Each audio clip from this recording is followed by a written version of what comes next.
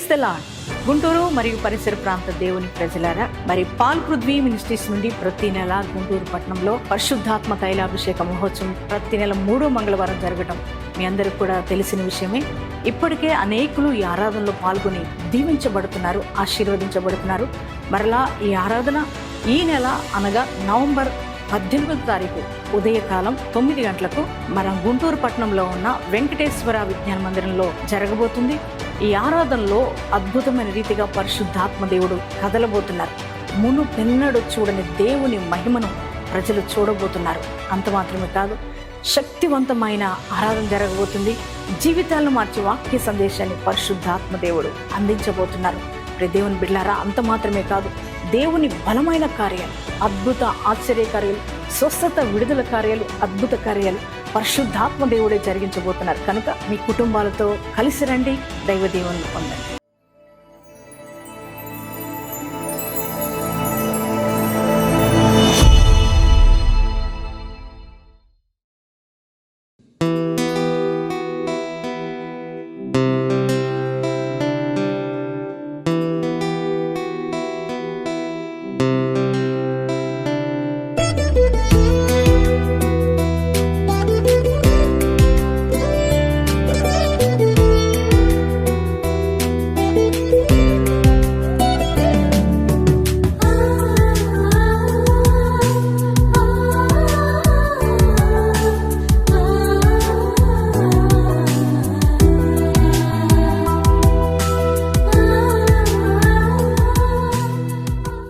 The lord. యేసుతో ప్రతిదినం అనే ఆధ్యాత్మిక కార్యక్రమానికి మిమ్మల్ని అందరినీ ప్రేమతో ఆహ్వానిస్తూ మీ అందరికీ నా హృదయపూర్వక వందనాలు తెలియజేస్తున్నాను.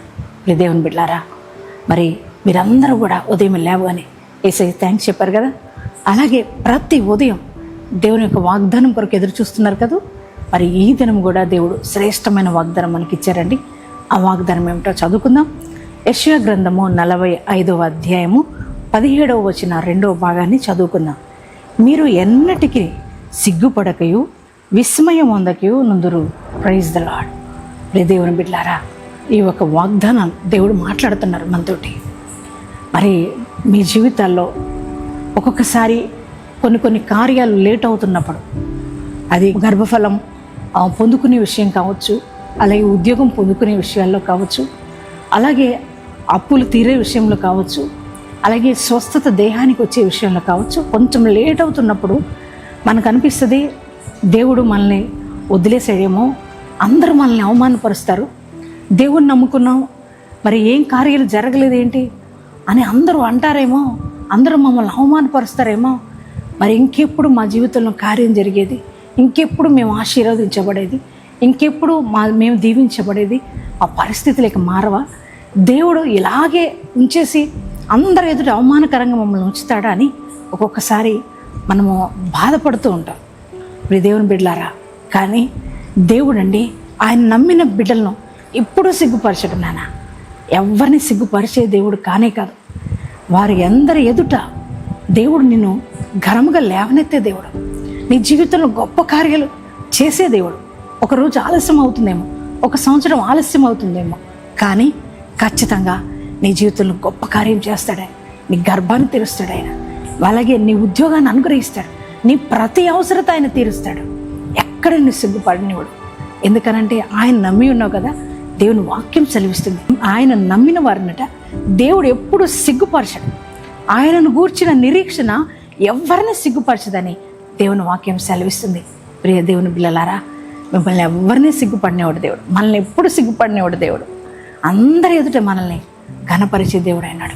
నీ జీవితంలో గొప్ప కార్యాలు చేయబోతున్నాడు. దేవుడు అదే మాట్లాడుతున్నాడు. ఇప్పటి వరకు ఎదురు చూసావు కదా, మరి ఇప్పటి వరకు నిరీక్షిస్తున్నావు కదా, నీ జీవితంలో గొప్ప కార్యం నేను చేయబోతున్నా, నేను ఎప్పుడు కూడా సిగ్గుపడినివ్వను అని నీ దేవుడు నీతో మాట్లాడుతున్నారు. చక్కటి వాగ్దానం ఇస్తున్నారు. ఎందుకంటే ఆయన పిల్లలం కనుక దేవుడు మనల్ని సిగ్గుపడనివాడు.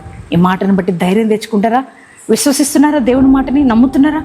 నమ్మితే యేసయ్యా నీ వాగ్దానాన్ని నమ్ముతున్నా, ఈ వాగ్దానం నా జీవితంలో నెరవేర్చు ప్రభువా అని ప్రార్థించండి. ఎంతమంది విశ్వసిస్తున్నారు? మీ అందరి జీవితాలు దేవుడు ఈ వాగ్దానం నెరవేర్చునుగాక. ప్రార్థన చేసుకుందామండి. Thank you father. పరిశుద్ధ మహోన్నతుడగు దేవునికి వందనాలు, స్తోత్రాలు.